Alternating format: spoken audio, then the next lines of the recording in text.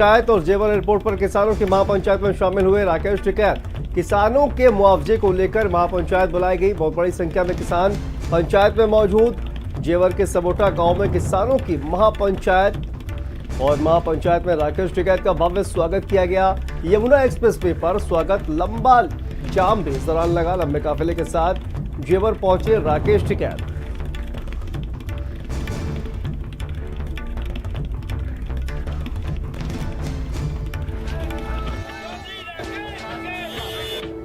जेवर में ये है कि वहाँ पे प्रोग्राम है और वहाँ का जेवर एयरपोर्ट का मामला है, कुछ यहाँ के जमीनों के मामले हैं। तो ये है कि अधिकारी आएंगे, उनसे बातचीत करेंगे।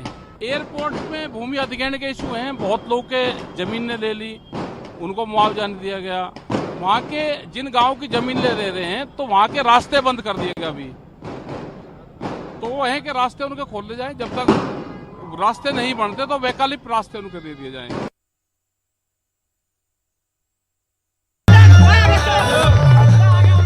महापंचायत में शामिल हुए हैं राकेश टिकैत। अलग अलग तस्वीरें हम आपको दिखा रहे हैं किस तरह से राकेश टिकैत का स्वागत किया गया और ट्रैक्टर पर बैठे दिखे राकेश टिकैत। किसानों की किस तरह से भीड़ वहां पर नजर आई। गाड़ियों की लंबी लाइन लगी हुई थी, आतिशबाजी की गई। स्वागत किया गया जेवर एयरपोर्ट पर। महापंचायत आयोजित की गई थी जिसमें शामिल हुए राकेश टिकैत, भारतीय किसान यूनियन के राष्ट्रीय प्रवक्ता।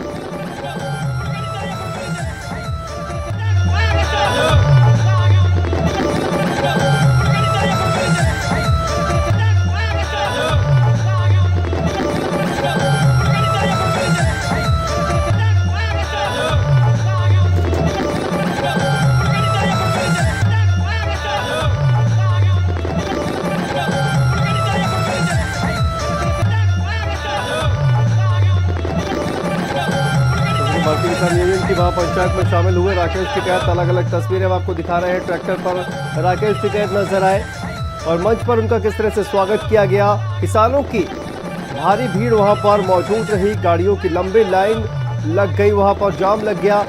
भारी संख्या में लाउड स्पीकर के साथ पहुंचे हुए थे राकेश टिकैत। आतिशबाजी की गई राकेश टिकैत के स्वागत में और किसानों के मुआवजे को लेकर इस महापंचायत का आयोजन किया गया था। बहुत बड़ी संख्या में किसान इस महापंचायत में मौजूद।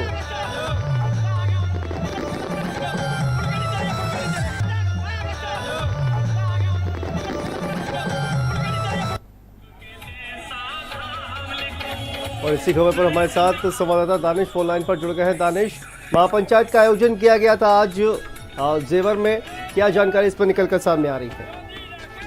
बिल्कुल, जैसे जिस तरीके से 2 दिन पहले ही ऐलान कर दिया गया था और कि हाँ, जिस तरीके से यमुना एयरपोर्ट को बनाने के लिए किसानों की जमीनें गई हैं, उन किसानों की जमीनों को लेकर इस महापंचायत का आयोजन किया जा रहा है।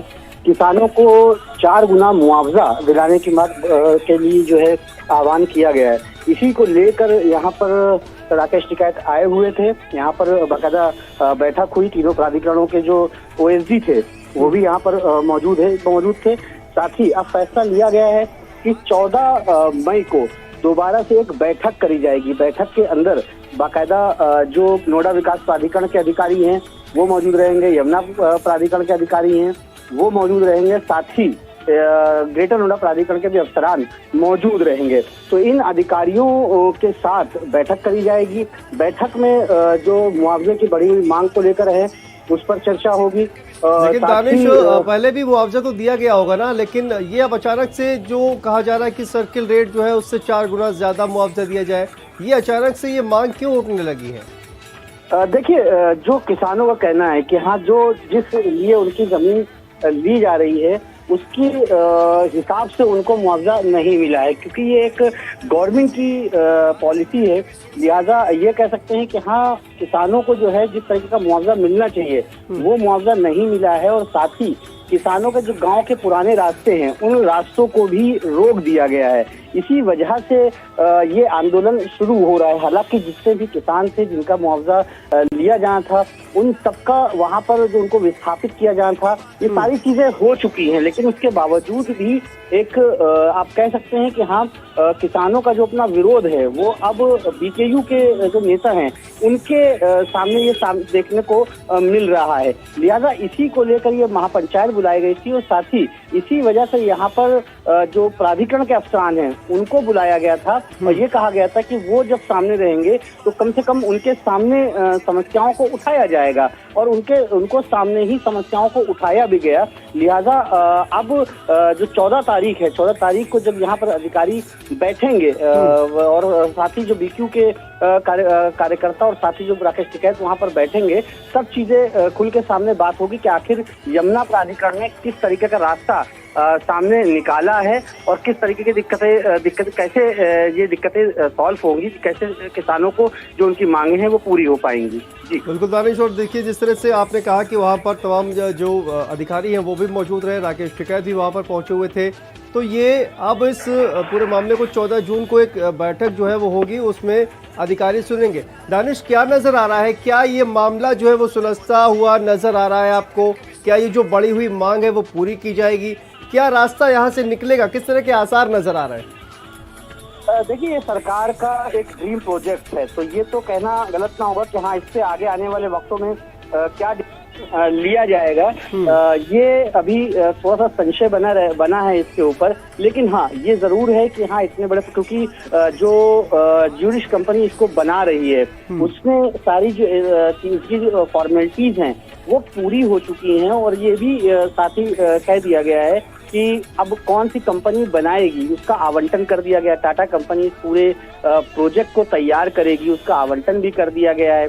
लिहाजा ये कहना मुश्किल है कि आखिर क्या रास्ते निकलेंगे, लेकिन चूंकि मामला सरकार से जुड़ा हुआ है, सरकार के ड्रीम प्रोजेक्ट से जुड़ा हुआ है, तो ऐसे में सरकार क्या रास्ता निकालती है या फिर यमुना प्राधिकरण क्या रास्ता निकालता है, वो अभी उसका जो है सोचने का विषय है।